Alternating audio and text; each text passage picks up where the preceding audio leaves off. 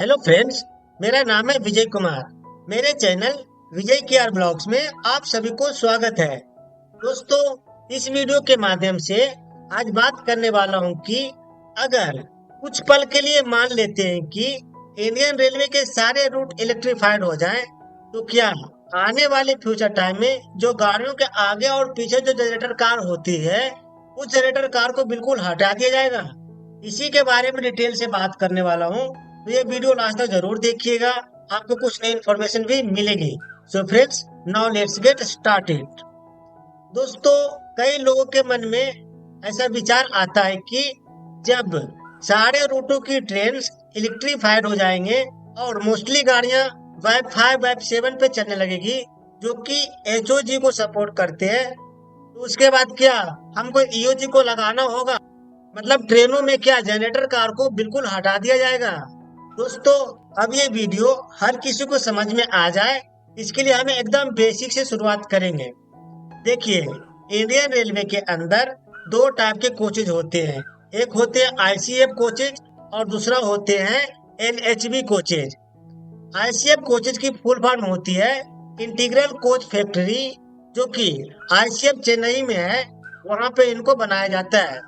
ये coaches self generated coaches होते हैं, अर्थात इन कोचेज में क्या होता है कि इन कोचेज के चलने से इनके व्हील में डायनेमो लगा होता है, जो कि इसमें लगी हुई बैटरीज को चार्ज करता है, और वो बैटरीज ट्रेन के उस कोचेज के अंदर लगे हुए लाइट, पंखा, एसी को पावर सप्लाई कर रही होती है।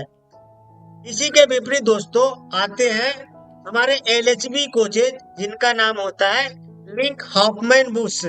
अब इसके अंदर ऐसा कुछ नहीं होता, मतलब कोई डायनेमो वगैरह नहीं लगा होता, ये सब कोई बैटरी इसके अंदर नहीं होती। तो इसके अंदर लाइट्स, फैन, एसी और पेंट्री कार वगैरह को पावर देने के लिए क्या होता है, ट्रेन के लास्ट में एक जनरेटर कार लगा दिया जाता है, जिसके अंदर आपके नॉर्मल डीजल जनरेटर होते हैं, जो कि डीजल पे चलती है, जो कि पूरे ट्रेन को पावर सप्लाई कर रहे होते हैं।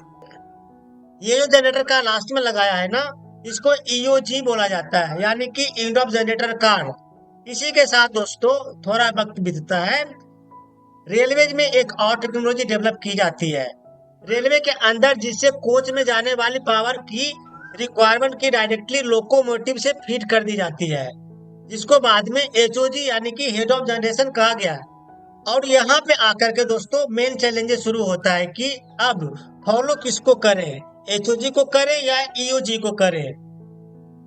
देखिए, टाइम के साथ जो आपकी एचओजी यानी कि हेड ऑफ जनरेशन टेक्नोलॉजी है, वो थोड़ी रिफाइन तो हो गई, लेकिन अभी भी इस स्टेज पे नहीं आई कि ईओजी यानी कि एंड ऑफ जनरेटर कार की कंप्लीट रिप्लेस कर सके, मतलब जनरेटर कार को पूरी तरह से हटा सके।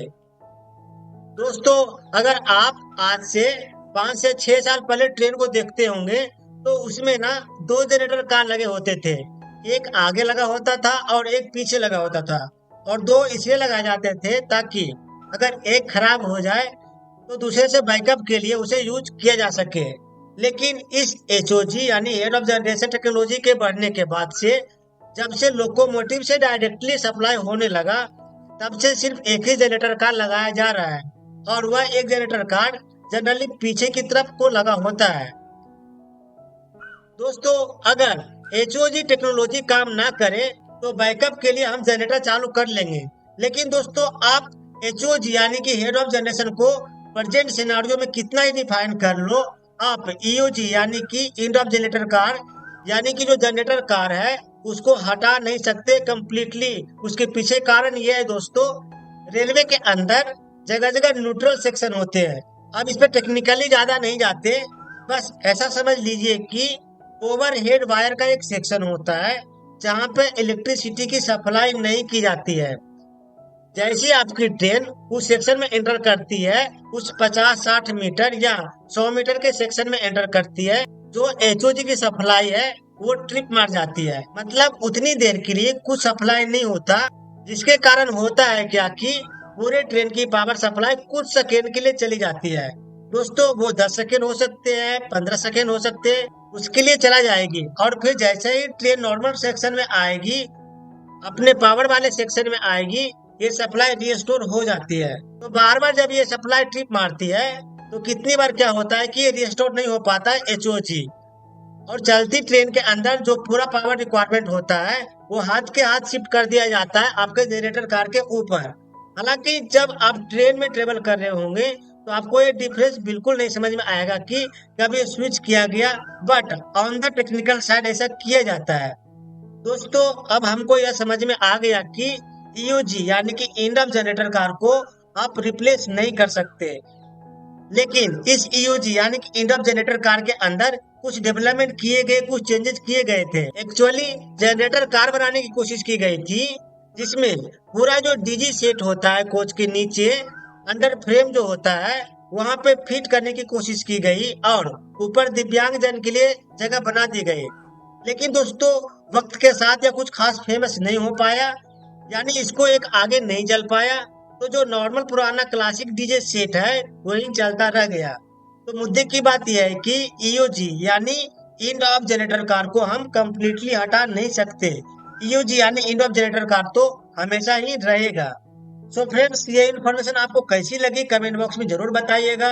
ऐसी अपडेट पाने के लिए चैनल को सब्सक्राइब करके रखें।